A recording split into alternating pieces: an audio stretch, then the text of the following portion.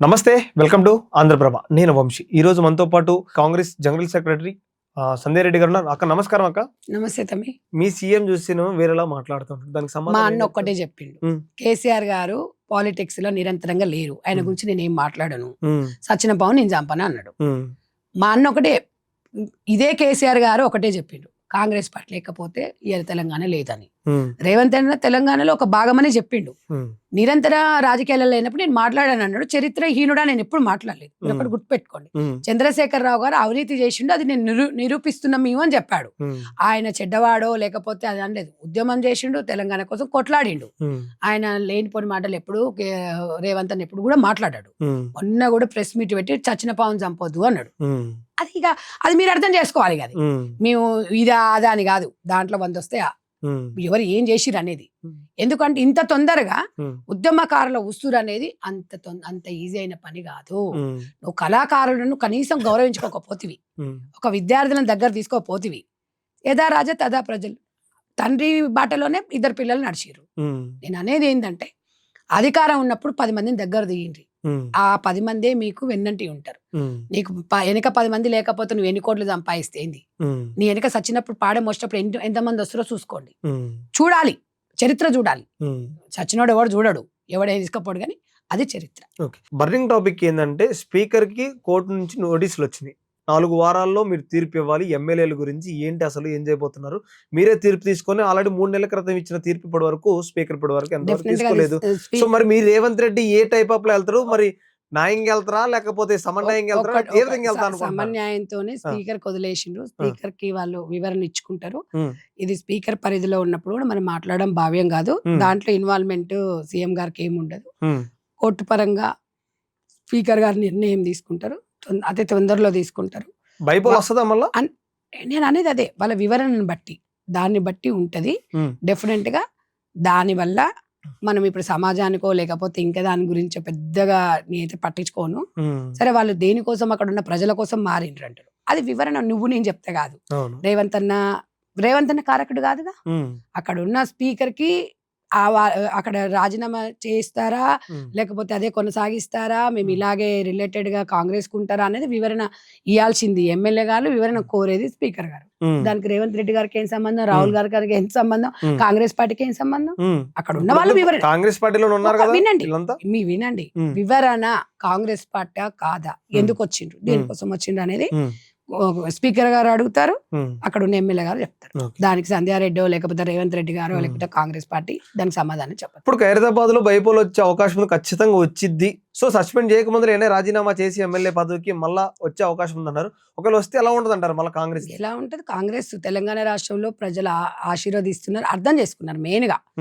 ఎందుకంటే ఏదైనా ఒక మనిషిని, ఇప్పుడు కొత్తగా పెళ్ళైన జంటలు భార్య భర్తలు అర్థం చేసుకోవాలంటే కొంచెం టైం పడుతుంది.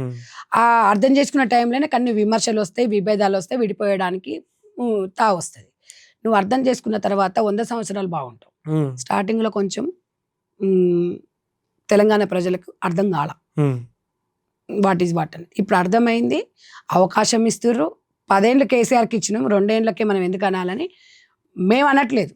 అక్కడ జూబ్లీస్ ఎలక్షన్ లో మనం మీరు చూసిండ్రు, మామూలు సామాన్యమైన ప్రజలను కూడా మీరు వాయిస్ తీసుకున్నప్పుడు అన్నారు, 2 ఏళ్ళకే మనం ఇట్లా అంటే ఎట్లా, రేవంత్ అన్న చేస్తూనే ఉండు, ఆయన ఛాయాశక్తిలో ప్రయత్నిస్తుండు. ఓపెన్ గా 18,000 కోట్లు, ఇలా 18,500 కోట్లు మన దగ్గర ఉన్నాయి.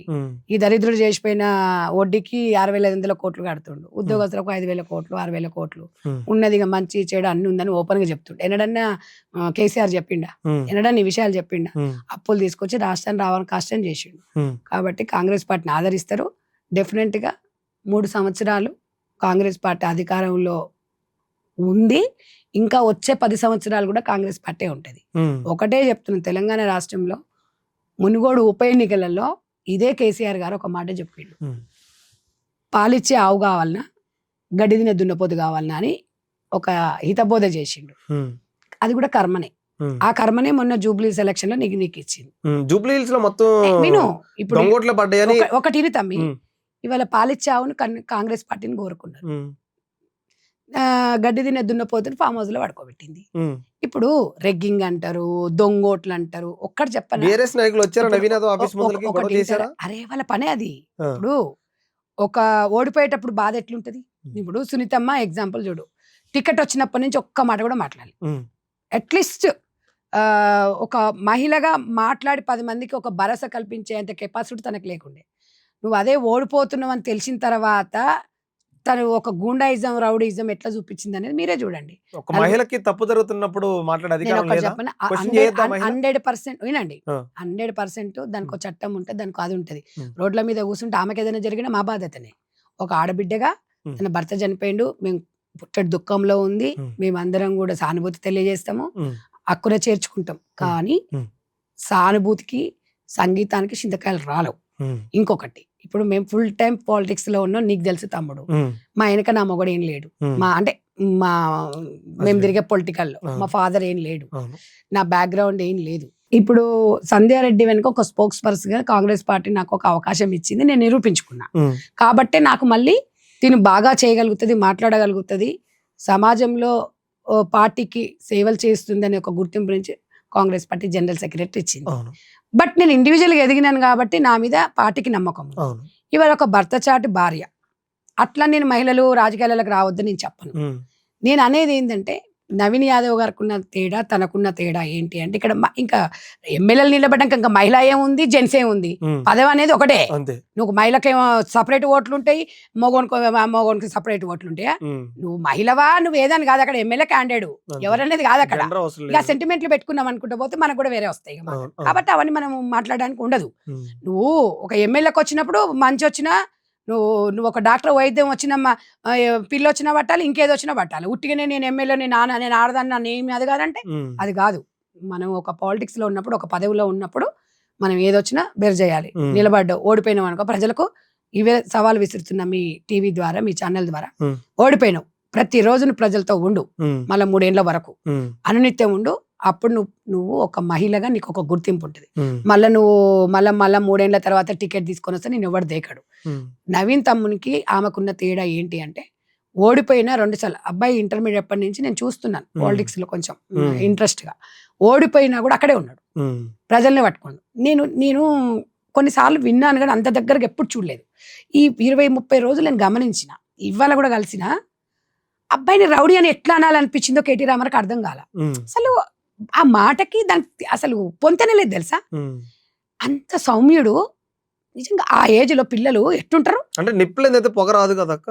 వాళ్ళ ఫాదర్ గట్టిగా మాట్లాడుతున్నారు. ఉమ్. ఇప్పుడు 10 మందికి అన్నం పెట్టిండు, ఉమ్. ఓ కబ్జా కోరలను అడ్డుకున్నాడు. ఉమ్. వాళ్ళ ఫాదర్ ని రౌడీ అని వాళ్ళు మాట్లాడిండొచ్చు కానీ, ఉమ్. రౌడీ కొడుకు రౌడీ అవుతాడు అని ఎట్లా అంటే, మరి కేటీ రామారావు కూడా ఇప్పుడు కేసీఆర్ ఒక చరిత్ర సృష్టించినప్పుడు మరి ఆయన రాలే కదా. ఉమ్. మరి రౌడీ ఇప్పుడు తెలంగాణ రాష్ట్రంలో రౌడీ ఎవరు, బీఆర్ఎస్ పార్టీలో అంటే రౌడీజం చేసేది కేటీ రామారావు. ఉమ్. ఇవాళ నిప్పులేని పోగా అంటే 100 అంటారు తమ్మి, రౌడీ అన్నోనికి కర్రగాల్చి వాత పెట్టిరు జూబ్లీ ప్రజలు. ఉమ్.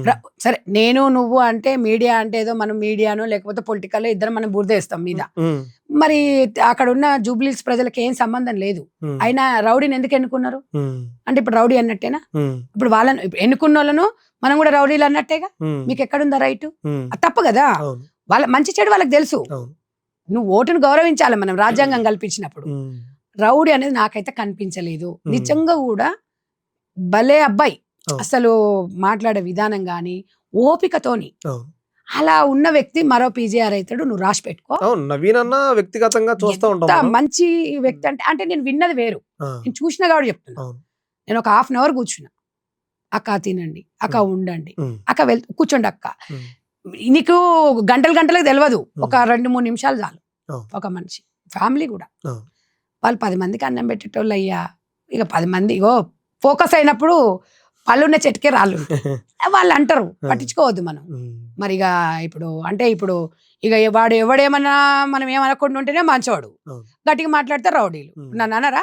మీ దాంట్లో ఇప్పుడు ఎన్ని బూత్ కామెంట్లు పెడతారు నాకు. పెట్టుకొని ఉమ్. కామెంట్ బాక్స్ నేను ఓపెన్ చెయ్యను. ఉమ్. అనుకుంటాడు. ఉమ్. అందరు ఇప్పుడు అన్నేళ్ళు సమానం ఉన్నాయా? ఉమ్. అందరు నన్ను సంధ్యక్కని ఇష్టపడతారా? ఉమ్. ఇష్టపడతాడు, ఉమ్. ఇష్టం లేని వదిలేస్తాడు. ఉమ్. ఇక అందరిని సాటిస్ఫై చేయాలంటే ఎవరి వల్ల కాదు అది. అవును. కాబట్టి దాని గురించి పట్టించుకోదు. మంచి తెలంగాణ రాష్ట్రానికి మంచి రోజులు రాబోతున్నాయి. ఉమ్. 100% రేవంత్ అన్నని ఎవడైతే ఎన్ని మాటలు అన్నాడో వాడే సిగ్గుపడే రోజు వస్తుంది. Okay thank you.